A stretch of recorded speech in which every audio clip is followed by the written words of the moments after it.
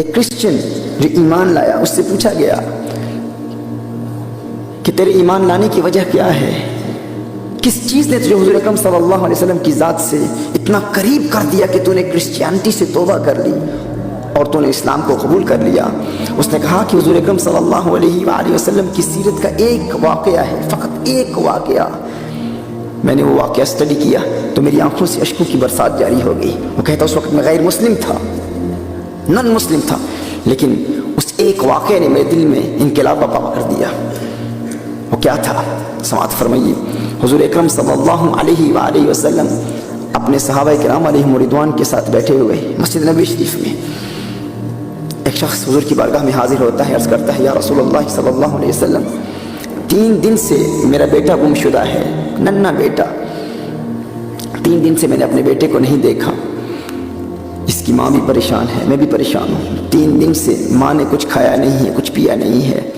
رات کو نیند نہیں آتی، ہم بیٹے کو تلاش کر رہے ہیں، یا رسول اللہ صلی اللہ علیہ وسلم آپ دعا کیجئے، آپ کی دعا کی برکت سے میرا بیٹا مجھے مل جائے۔ حضور اکرم صلی اللہ علیہ وآلہ وسلم نے دعا کا ارادہ ہی کیا تھا، تیری دعا نہ اثر سے کبھی ملول ہوئی، ادھر زبان سے نکلی ادھر قبول ہوئی۔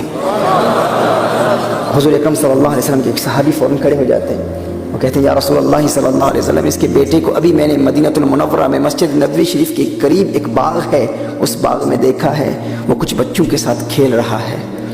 وہ فوراً کھڑا ہو جاتا ہے، بے قابو ہو جاتا ہے، بھاگ کر جاتا ہے اپنے بچے کو تلاش کرنے کے لیے۔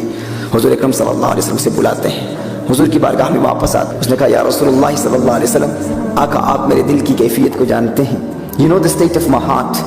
3 دن ہو گئے یا رسول اللہ صلی اللہ علیہ وسلم اپنے بیٹے کو دیکھا نہیں ہے، اس کی ماں پریشان ہے، میں پریشان ہوں۔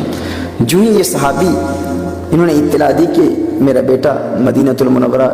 میں ایک باغ میں کھیل رہا ہے بچوں کے ساتھ،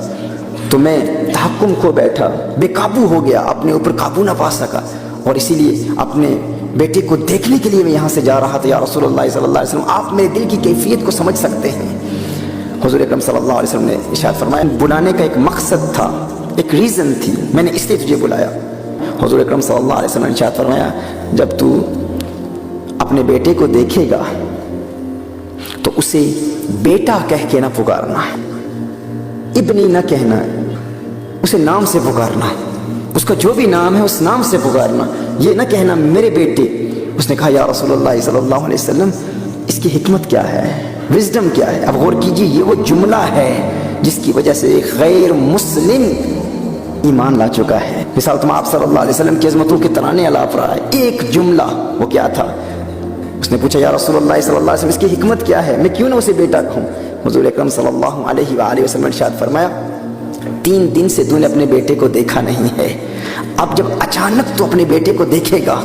تو تیرے کلام میں بلا کی مٹھاس ہوگی، اس قدر پیار ہوگا، تو جب انتہائی پیار سے اپنے بیٹے کو پکارے گا، ہے میرے لختے جگر، ہے میرے چاند، ہے میری آنکھوں کے تارے، ہے میرے پیارے، ہے میرے بیٹے، تو مجھ محمد کو یہ اندیشہ ہے کہ کہیں ان بچوں میں کوئی یتیم نہ ہو، وہ جو باقی بچے کھیل رہے ہیں ان میں کوئی یتیم اگر ہوا تو اس یتیم کو تکلیف ہوگی اور وہ کہے گا کاش میرا باپ بھی زندہ ہوتا، کہتا ہے میرے بیٹے، ہے میرے پیارے۔ اس لیے میں کہہ رہا ہوں کہ بیٹا گھر جا کے کہہ لینا، لاڈ گھر جا کر لینا، پیار کا اظہار گھر جا کر لینا، ان بچوں کے سامنے نام سے پکارنا۔ وہ غیر مسلم کہتا ہے حضور اکرم صلی اللہ علیہ وسلم کا فقط یہ ایک جملہ تھا جس نے میرے دل کی کایا پلٹ دی، اور مجھے یقین ہو گیا یہ پیغمبر امن ہے جسے لوگوں کے اولاد کے دل میں پیدا ہونے والے خیالات کا احساس ہو،